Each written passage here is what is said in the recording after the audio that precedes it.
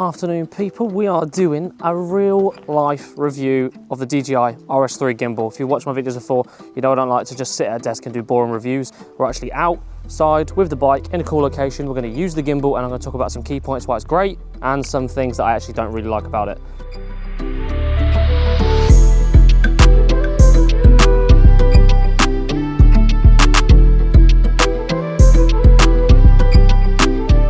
So the first thing that you're probably going to want to know about is the price. How much does it cost? Because that's what's going to stop you from buying it. And it is £400 compared to the RS Pro, which I think is like near to £600. This is the RS3, so it's a step down from the Pro. Main difference being the weight and the power it can handle, basically. That's the main difference between this one and the Pro. And the reason I went for this one is because I don't have that many heavy cameras and lenses. The heaviest I go is a SONY A7 III with an 85mm on the end, and that's a heavy setup, and this can handle it just fine. So the actual weight limit for this is 3 kg, and then in pounds, that's like 6 pounds it can handle on the actual gimbal. You could probably stretch it a little bit more, but the thing is, when you start to get into the other modes, which we'll speak about in a second, that's where you run into issues, and that's where I ran into issues actually after purchasing this version of the gimbal. So yeah, the different modes is where you'll start to see the problems that you get with the weight. So obviously, normal landscape mounting of the camera, which you can see now, that is with the 85mm Sigma, and then the Sony A7 III. So that's near the max weight it can handle, kind of. And that's fine in the different modes that you can use, which are pan to follow, pan tilt follow, so that is side to side, forward and back, like leant over and leant back.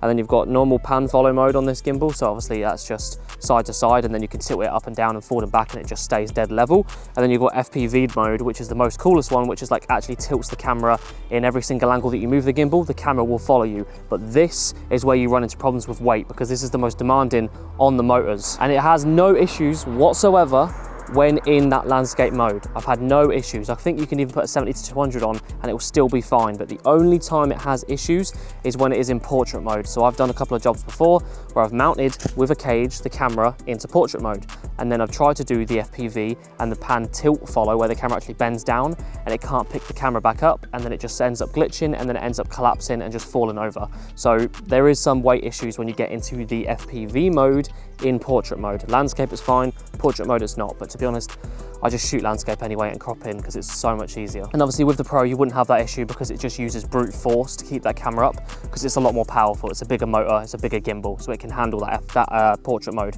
But to be honest, it's not a bad trade-off for me, just using this one and just shooting landscape and cropping in. It's not that bad. The next reason this is absolutely amazing is because you can do full events all day. I've had this gimbal left on as well. I don't even turn it off sometimes. I just leave it on so I can just pick it up and go, because the battery lasts 14 hours.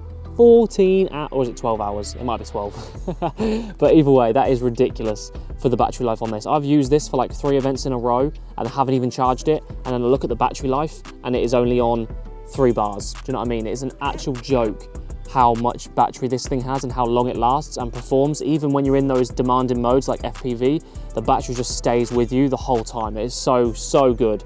So yeah, I would highly recommend it. I don't know about the RS3 Pro, that might have like better battery life maybe. Hold on. I'm assuming that will have better battery life, but 12 hours, who's gonna need more than 12 hours? Let's be honest. Like, who is gonna need more than that? Unless you're going on big trips and you can't bring chargers. Yeah, you never, ever, ever have to worry about charging this thing. It is actually quite nice to think that I've actually never thought about, oh, I might run out of battery, because it's just impossible, to be honest. Another good thing is the menu. The menu is so easy to use. I've never touched a gimbal before. I didn't even watch that many YouTube videos, and the menu is so easy to control. It does everything for you. There's a lot of settings inside here where you can change like the actual modes instead of pressing them. You can flick it all around on the screen. You've got the little joystick as well where you can move the gimbal around if you wanted to. And obviously this has got Bluetooth in it. So if you want to connect this to your camera, you just connect the Bluetooth up on your camera.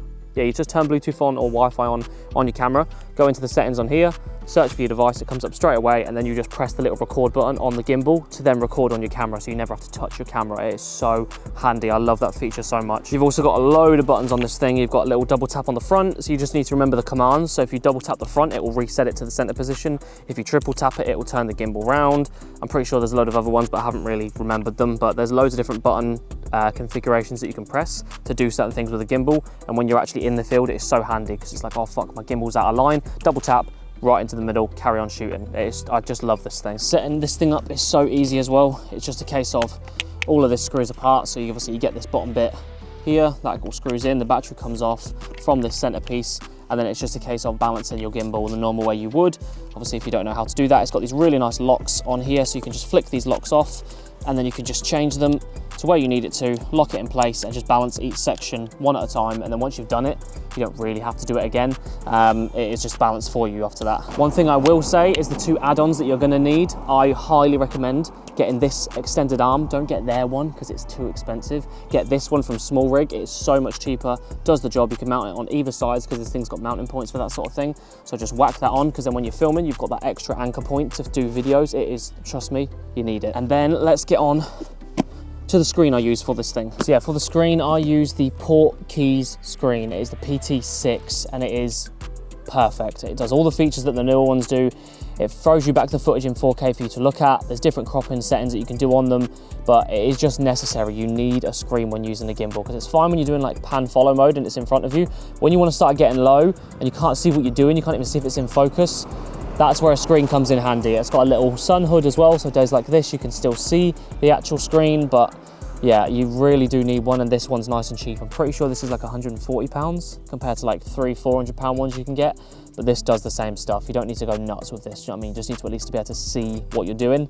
Highly recommend this. Again, everything is down below in the description for all these extra points that I'm giving you about the gimbal that you need. It does come with a really bad HDMI lead. Go on Amazon and get yourself a nice long, thin HDMI lead. It's going to go from your camera to the screen, because the one they give you on here is literally the shortest thing ever, and you can't actually perform all the moves when you're in like pan follow mode and like bending the camera down. It just pulls the wires out, so I don't know why they made it like that. So get yourself an extra long cable, and that will, yeah, you'll run into no issues with that. But to be honest with you, that's kind of it really. That's all the good points. There's a couple of bad points that I told you about, which is obviously the portrait mode weight limit is an issue, but other than that, should you get the RS3 or should you get the Pro at the end of the day for this review? I just think you should get the RS3, to be honest, unless you're handling really, really, really heavy cameras and lenses and you need to do portrait mode. I would go for the RS3 Pro, but in all other situations, I've never run into an issue. I've seen people use 70–200s. As long as it's landscape, it's completely fine. There's no issues. The only reason you'd go for the Pro is if you're using really, really heavy cameras. That is the only reason I would go to it. So you might as well save your money. That's it. Hopefully you enjoyed the review. Nice and simple, real world test, and showing you all the stuff you've seen is with this gimbal today of the bike. Yeah, hopefully you enjoyed. Make sure you subscribe. Head over to the bike channel if you want to see me ride back, R.Fusion, and subscribe to this one if you like photography content and random reviews of camera gear. All right, that's it. See you guys later. Cheers for watching.